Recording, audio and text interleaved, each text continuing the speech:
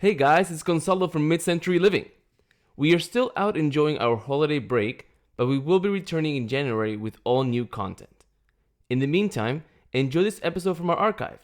This is episode 9, Mid-Century Modern Design. I chose this episode for today because it's been some time since we talked about design, and the different traits in MCM design are so important to maintaining the mid-20th aesthetic. While listening, you may hear some contact information that may be outdated. So if you want to follow us, check out our Instagram page at MCL Podcast. And don't forget to subscribe to our podcast on whichever platform you are listening to us on, so you don't miss any of our upcoming episodes. Now, it's time for some Mid-Century Modern.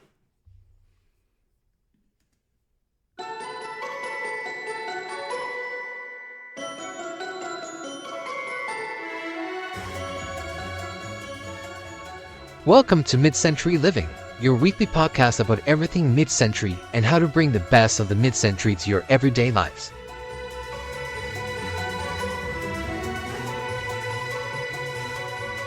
Welcome to Mid-Century Living, the show where we talk all about the mid-20th century then and now. We're your hosts, Jackie. And Gonzalo, thanks for joining us today. Before we get to today's topic, if you're enjoying learning about the mid-century, please subscribe, drop us a like, and leave us a review in whichever platform you're listening to us on. It really helps us get on listener lists and keeps our podcast alive. So, Gonzalo, how was your Halloween? So my Halloween was fun because it was just a Tuesday. I am like Scrooge, but for Halloween. What would that be? Yeah, we don't have a good one for Halloween. So I turned my lights off in the front porch and I played Call of Duty. And that's what I did. Because candy's expensive. Candy is expensive, but it's only one day a year. The bags at HEB were $26 a piece. And I'm not buying just one bag. I'm buying multiple bags because I would eat the candy. How many pieces were in those $26 bags? Anywhere from 50 to 120. That is bananas. Yeah, I bought 2. No, it's candy. I bought one 54-piece bag of candy thinking that would be fine. And it went fast. So I actually sent boyfriend to the store to buy another bag of reinforcement candy because we were running through our candy so quick with the trick-or-treaters. And then as soon as he came back with that second bag of candy, everyone stopped trick-or-treating. We had the most kids before the sun even really set, and then they were done by 7. So now I have a ton of leftover candy. Now, here's the real question, though. Following our Halloween special, did you make them perform a little dance? I did not, though I did insist that they said trick or treat, because some of them just you open the door and they just hold out their buckets, you know what to do. And I was like, no, you have to say it, or I'm not going to give you candy. So that helped. But there were a couple kids who were just too young to talk, I guess. Mm-hmm. And their mom had to say trick or treat for them. They just look at the kid and look at you and say trick or treat and look at the kid. And then I let the kid have the candy and then the moms say thank you. The kids don't talk at all. They're just standing there in their little outfits. It was precious. Those were my favorite ones. The kids who were just too shy, but they were still dressed like Ariel, whatever. Mm-hmm. It was pretty cute. And then we watched Poltergeist, which was cheesier than I remember. It was wild. Have you watched that recently? I watched it last year. Oh. I hadn't seen it since I saw it at a sleepover when I was 13. And it was terrifying then. And it's just a wild ride now. It wasn't scary. It was just crazy. But it was really entertaining. It was a fun time. I did have one more Halloween-y thing because I went to the store Monday before Halloween and I bought a pumpkin because I wanted to make pumpkin soup. And I was like, I should probably get another pumpkin so that I can make pumpkin pie for Thanksgiving. I was like, I'll just stop by next weekend when I do my grocery. And my local grocery store is already not selling pumpkins. And I was very disappointed to the point that I was walking down the aisles towards the front, and at HEB, they usually have the managers there and they always are like, here, go to this line. And how was your shopping experience today? And I was like, please ask me, because I want to tell someone that they need to sell pumpkins more often. So what are you gonna do for Thanksgiving? Skipping pumpkin pie again? I mean, no one in my family likes pumpkin pie other Aww. than me. So it kind of saved me from eating an entire pie by myself. So that was my week. Anything else with yours? I know we kind of went back and forth, but Oh, I did make popcorn balls. Like I said that I might. And those turned out okay. Basically, like my Halloween baking and treat making this year was inspired by finishing off the candy corn. So I made brownies and put candy corn in it, and I put candy corn in the popcorn balls. And then I made pumpkin cookies and stuck the little pumpkin candy corns in the top of them, like the little peanut butter ones with the Hershey's Kiss, but it was pumpkin cookies with the pumpkin in it. nice. Does the candy corn pumpkin not go into the oven during baking? No, you do not. Listeners, you should have seen Jackie's face when I suggested that atrocity. Well, then it would be melty, sad pumpkins, and I wanted them to be pretty. So I just made the cookie scoop, and then didn't do anything. I just left them as balls and baked them, and then as soon as they came out, it was like two hands, like pumpkins at like it was as fast as you can squish a pumpkin into the top of each cookie before the cookies cool off at all. And they actually adhered pretty well. Like you could turn it upside down, and they stayed in there, and they looked really cute. So I ate an entire bag of candy corn by myself. I almost did, but instead I decided to put it into baked goods to try to feed it to other people, and that worked pretty well actually. So Oh no, I bought the candy and then on Halloween while I was being Scrooge and playing Call of Duty, I was eating candy corn.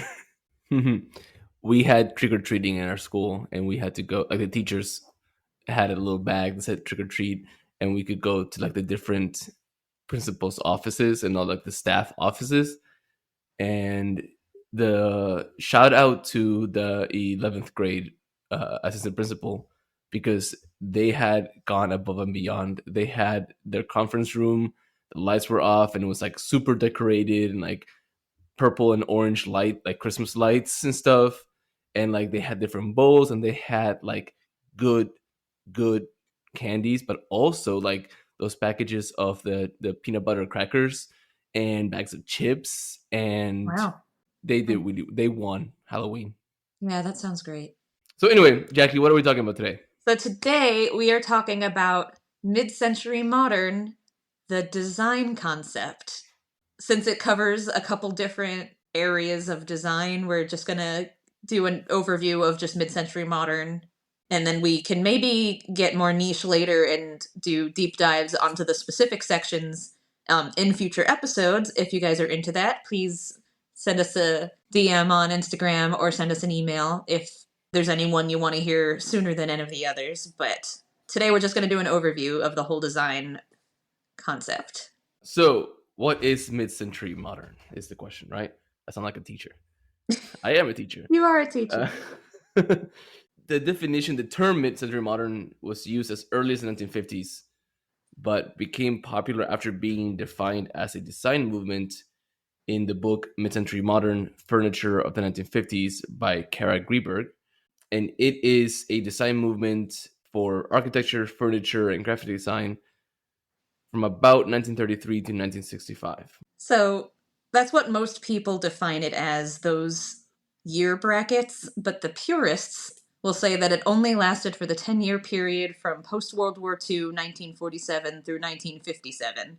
And you've heard me mention them before, but the MCM purists are super fun people who would probably be great at parties, who sit around on Facebook and I are the first to tell you that something that you are taking a picture of or sharing with the group is not MCM. And while being especially persnickety, they're not technically wrong. There is a difference, and that's really why we're talking about this today, between mid-century modern and just mid-century. Mm-hmm. So everything that's mid-century modern is also from the mid-century, but not everything from the mid-century is mid-century modern. It is a very specific design type. Mid-century modern, often in the U.S., was used as a way to bring modernism into the post-war suburbs of America, and it follows the modern movement, which started in the late 1890s and ended up going through both World War One and World War Two, and that is what morphed into mid-century modern. Designs of the mid-century era are wide-ranging in style, and they often shared specific characteristics like clean lines, organic shapes, and a focus on functionality. Yes, this influenced interior product and graphic design, and also architecture and urban development. Basically, anything can get the mid century modern treatment because the designs themselves are so efficient, minimal, and angular. And you can apply it to like beds, dressers, consoles, desks, lots of stuff that we'll get into later. Yep, yep. So, how do we get to MCM? Yes, modernist movement, but also we have a lot of influence by the Bauhaus school of design. So, the Bauhaus was a design and architecture school in Germany in the early 20th, and it focused on an emphasis on clean lines, functionality, and futuristic look. So, if that sounds familiar, that is basically mid century modern as we just described it. And these German architects and designers emigrated to the USA following World War II and bring those design ideas with them to the USA. So the influence of the Bauhaus, coupled with that mass production mentality that emerged thanks to the war effort during World War II in the USA, is really what fueled the MCM movement. Cool. So what about graphic design? What do we know about that? So, the main qualities of MCM graphic design are using flat graphics and minimal color. Usually, it's a small range of colors, and they really only try to demonstrate the critical variation in shadow and changes in material. So, instead of it just being like a totally shaded illustration, it's only absolutely necessary shadows. And the shapes themselves were simplified or abstracted from what they were trying to represent. And another really common trait is clear and prominent typography. So some designers were influenced by something called the Swiss International Typographic Style, which was mainly sans serif text neatly organized. Like ABC's logo is a good example of one that's still around today. It's just Nice. ABC in lowercase sans serif font in a black circle. So the designers that were influenced more by Bauhaus tend to have more unique typefaces that actually played with shapes themselves. So the text could even take on some of the characteristics of what they were describing and be shaped like little pictures. And they would make art with the words in this case more often than not. So some iconic examples of MCM graphic design are Paul Rand's logo designs. I already mentioned ABC, but he was a pioneer of mid-century modern graphic design and did a lot of logos that are famous. IBM, UPS, and ABC are three famous ones. Really? Yes. And they're very simple, clean, just the letters and no frills. Another famous example of MCN design is Lucienne Day's pattern work. She was a British textile designer in the 50s and 60s, and she basically developed a new style of abstract pattern making that started with British textiles and moved on to wallpaper, ceramics, and carpets. Probably do maybe some kind of companion Instagram posts so I can post some pictures of these examples so that you guys can follow along. Another iconic graphic design that you would recognize if you saw would be the book covers by Rudolf D. Herrack. He did book cover designs for a lot of paperbacks that are simple, graphic, overlapping shapes, which is a characteristically mid-century modern technique. He also combined very distinctive color palettes and geometric shapes, which is also in the pattern work from this era and is a very, very mid-century modern technique to use. Yeah, that's all I've got for graphic design. Cool. We're gonna go in order of enthusiasm, actually. So next is MCM furniture. Another favorite thing, and usually where the MCM purists come out of the woodwork on Facebook, because usually it's some well-meaning person at a thrift shop will post a picture to the group and say, "Is this MCM?" And it's like a colonial rocker, like definitely 60s, but not MCM at all. And then the first 45 comments are just like dudes saying, "No, this is an MCM." Name, name, name, name, name. But anyway, when you get actual MCM furniture, you can see why people are so enthusiastic about it, because it's beautiful. So the qualities of MCM furniture are lack of ornamentation and minimal pieces, Basically, they lack unnecessary decoration in general. So if you find something from the mid-century and it is ornate in any way, it's not MCM. Furniture designers at this time tried to focus on pure or honest materials, so it was fiberglass, plywood, aluminum, steel, foam, and plastic, and pretty much it. They tried to do one or two materials tops per piece. Um, they usually have, or always have, a bold form or a unique shape. Basically, they tried to rethink each piece of furniture and redefine the necessary pieces that make up that piece of furniture. So, what makes a chair? That's the kind of question they're trying to answer. So, it usually resulted in a shape that doesn't look like a normal quotes chair or table. Um, and we'll get to some examples later. But they also, it's very important that it focused on function. So they sometimes fit into each other or folded for easy storage or stacked on top of each other, like we're designed to be stackable. They had the popular design adage, form follows function. So it was always really, really functional and really, really simple, but really, really pretty. Now that we're getting to some iconic examples, the bold form or shapes, probably the best example I can think of is the egg chair, which was designed in 1958 for the Radisson Hotel in Copenhagen. And if you Google it, you will recognize it. It is basically, so a normal chair, quote, normal, has a back piece and a seat piece. And the egg chair is one round shape that kind of looks like if you got an egg and stood it upright and then sliced it diagonally from the top corner to the bottom corner, and you just sit in that. That's what the egg chair looks like. So it is basically just like one big shape that you sit into and then like a metal stand at the bottom. And it's very, very cool. Totally redefined what a chair can be shaped like. Another really cool example of bold forms and shapes are the tulip dining table and chair. The chairs, the tulip dining table, everyone's seen. I think they're still making them at IKEA. Actually, it's just the big white disc, and it's got like a stand in the middle that just goes straight down and opens to another circle, and it's like white plastic, smooth We had a curved. bunch of these Yeah.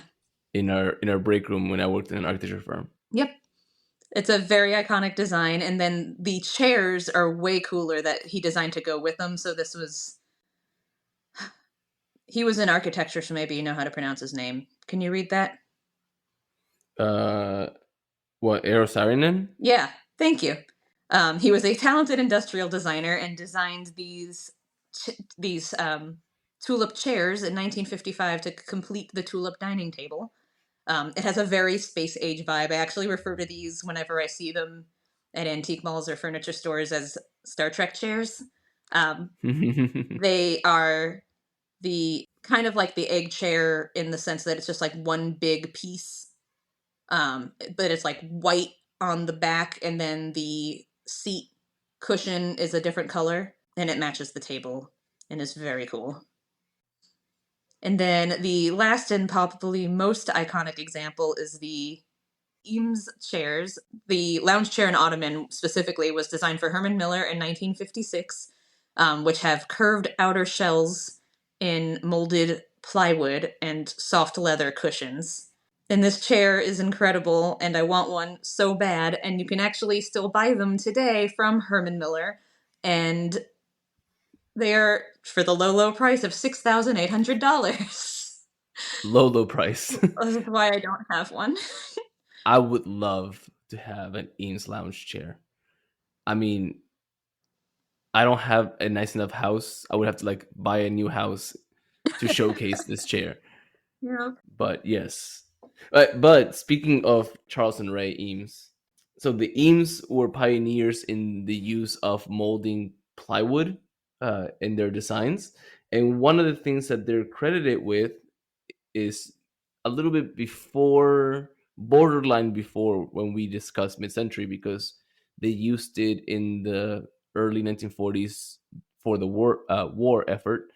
But the Eameses, what they did was they tried to solve the problem that the medical corps had with leg braces, because whenever they used metal leg braces for injuries on the field, those metal leg braces tended to cause further injuries to the legs of the soldiers because of vibrations in the metal during transport. So what they did was they created a molded plywood leg brace with, has all the holes for you so you could tie the leg to it. um, and they're stackable, they're easy to transport, they're lightweight so they're easy to move, and they solved the problem of the metal sprints. And you can find them still. The Eames office sells them, and then you can find them on eBay and stuff like that. And they are also a low price, starting in the mid thousands, and by that I mean like 1,500. But they're really cool looking. I mean, I don't know. I don't think anybody buys them to use as splints. They use them as, this is a piece of MCM iconography. Very cool. So next we'll get to MCM architecture, and I'll let you take this one. Awesome. Okay, so mid-century modern architecture. Its biggest characteristic is the design based on function over form.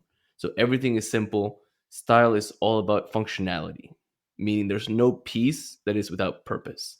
And this also kind of helps us connect to today's world, because pieces from this period are meant to last, and oftentimes they are still around with us today.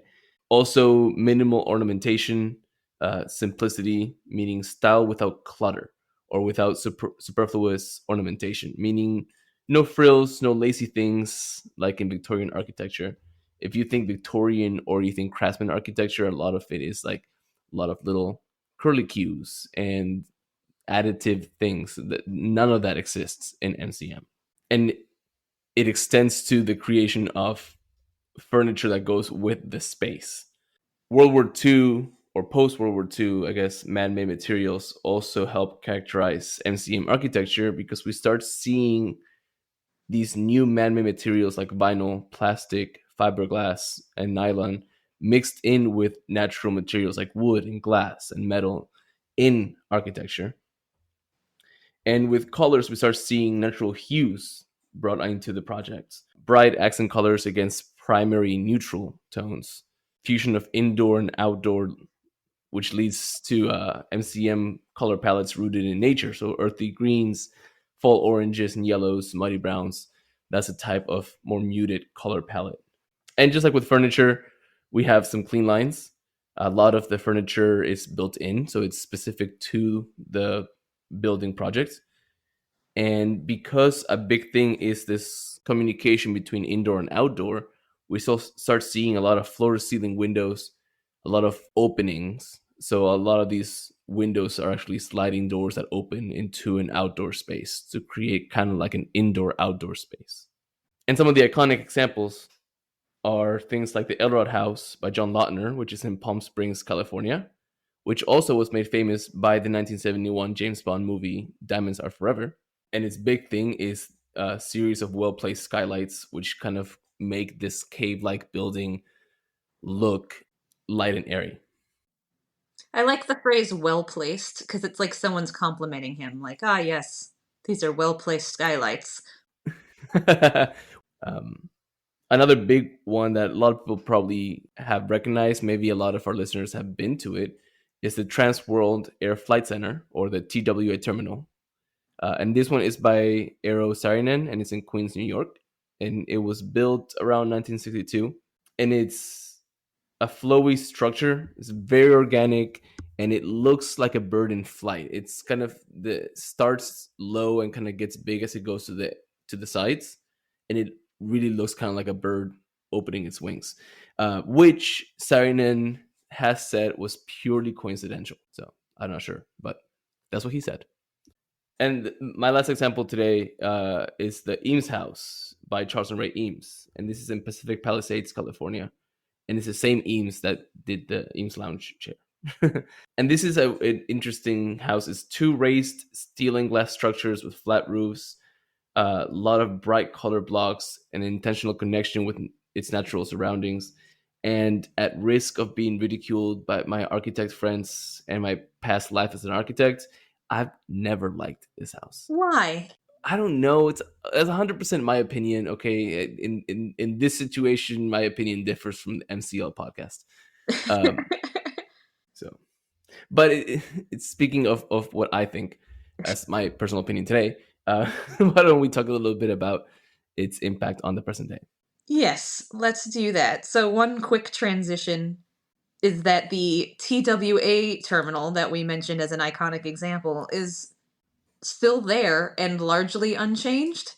It was actually, if any listeners watched The Marvelous Mrs. Maisel, there was an episode that about half of it took place in this terminal, and you plop a bunch of people in 1960s clothes in there, and it is basically a time capsule. It's fantastic. So that you could still go to. Yeah. So what's really cool also about the TWA terminal is that it's a hotel, so you can actually go and stay in there. And one of the iconic parts of the terminal was this sign at information that told you the departures and arrivals. The stereotypical signs at an airport. But the terminal used a Solari split flap sign, which is the ones where like they're not digital. They have a bunch of like ticking letters. Oh, So where they like 26 flip? letters in each. Yes. Yeah, I know exactly what you're talking about. Yeah. Well, this one's really cool because the outside is shaped like very futuristic, very TWA terminal, very organic, and the inside has the sign. And when they redid the building, because the building sat kind of empty and neglected for many a year, so when it was redone into the hotel, they actually contacted the original sign maker, and the original sign maker made a replica of it based on the original design. So it actually is the one that's there now. It's not the original one, but it might as well be the original one because it's done exactly like the original one was created. Cool. Anyway, sorry, let me nerd out for a second. So, the original MCM houses and buildings are loved and highly valued today for what they are, which is historic. It is actually pretty easy to replicate the MCM characteristics these days because of how simple and organic that they are. It's easy to blend MCM with contemporary architecture because it pairs so well with new styles, and the pieces are so timeless that they don't look out of place in any modern design. You could even use a single piece as a focal point, like if you buy an Eames lounge and it's now the highlight of your whole home and living room. I would have to live inside of that Eames chair in order to afford it. Yeah, I was still hoping one day I'll just find one at an estate sale, but I don't know if that's going to happen because everybody loves that chair. But if you're looking to furnish your home in MCM, estate sales is a great way to start. You can sometimes get lucky at a Salvation Army or on Facebook Marketplace. If you want to buy mid-century modern style new furniture, a lot of stores actually this design style never went out of style, and a lot of brands are making new furniture with these design principles. So you can go to Article, Room and Board, EQ3, Crate and Barrel, Joybird, Inside Weather, and West Elm, though I have heard that West Elm couches are not very good. The rest of their stuff, like their bookcases and coat racks or coat hooks, I should say, they have really cool like stuff you build into your walls as MCM style organizational things. They all make really cool MCM style furniture. If you're on a budget, Wayfair even lets you sort your search by MCM. I have a pretty authentic looking MCM style couch. It's green velvet with wooden legs, and I got that from Wayfair, and it was the best $300 I ever spent. So it's actually like $600 on there now because the prices are going up on everything, but definitely got my $300 worth. Yeah. Do you recommend? I have a mid-century inspired couch and armchair in my living room, but they were from At Home. Nice. If you are renovating or remodeling and you'd like to incorporate some MCM, some good resources for that are Retro Renovation, which is a blog, which is unfortunately now archived. They haven't been adding new articles to it since 2021, but they're leaving the articles up. So it's a really good resource if you're looking for light fixtures or anything like that. They made sure that everything they recommend in there is authentic. It's a lot of, they also feature a lot of small makers and Etsy shops and craftsmen who are still doing home furnishings and things in MCM style. Also, Make It Mid-Century is another great resource. They are currently making sparkle laminate and garage door kits, and they are authentic mid-century style building materials that they're very, very cool. And they started making like picture frames and all this really cool MCM house stuff that you should definitely check out if you're looking to turn your house into an MCM paradise. Awesome. So since we are getting close to landing the plane, we can maybe say we are in our final descent. It sounds like it's about time for our weekly etiquette segment. So, Jackie, do you have one for us today? So, according to Emily Post, did you know that your right hand was considered your social hand and your left hand was considered your personal hand? Interesting. What do they mean by personal hand? So, basically, it's considered rude and impolite to hold your drink or handbag with your right hand because you're supposed to leave your right hand for shaking hands with people. And that's what it means by your social hand. Whereas if you need to do anything with personal items, you do that with your left hand so that your right hand is always clean and ready to go for handshaking. So, if you're at a party, you have to hold everything on your left hand so that your right hand is free. And also, if you need to cough or sneeze, you have to do that into your left hand so that you never absentmindedly shake hands with the hand you just sneezed into. Interesting. I like that. And I didn't realize that I subconsciously do that. Because if I sneeze or I cough, I go into my left elbow because it's, I don't know, more comfortable. I've never thought about it put in these terms, but this, well, I guess mostly etiquette, is also just like a good habit to get into. Yes. Because I like the idea of, just making sure you hold everything at a party in your left hand so that your right hand's always available for all of the people you're going to meet. So, and the sneezing is just good. That's just a good habit anyway. So, I like this one. What do you think? I'm 100% behind it. I didn't realize I was already following this etiquette rule. But no, I like it. It keeps your right hand, especially in this post-pandemic era we live in. I think it's very important to keep your right hand good to go.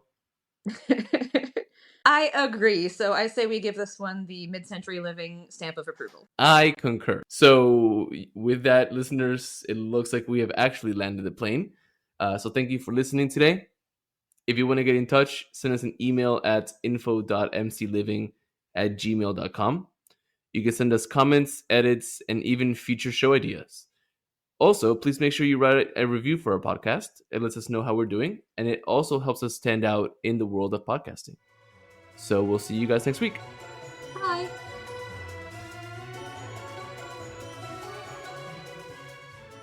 Thank you for listening to Mid-Century Living. Please subscribe, tell your friends, and leave a review. We are available on Apple Podcasts, Spotify, or wherever you listen to podcasts. You can also follow us on Instagram at MCL Podcast. See you next Friday.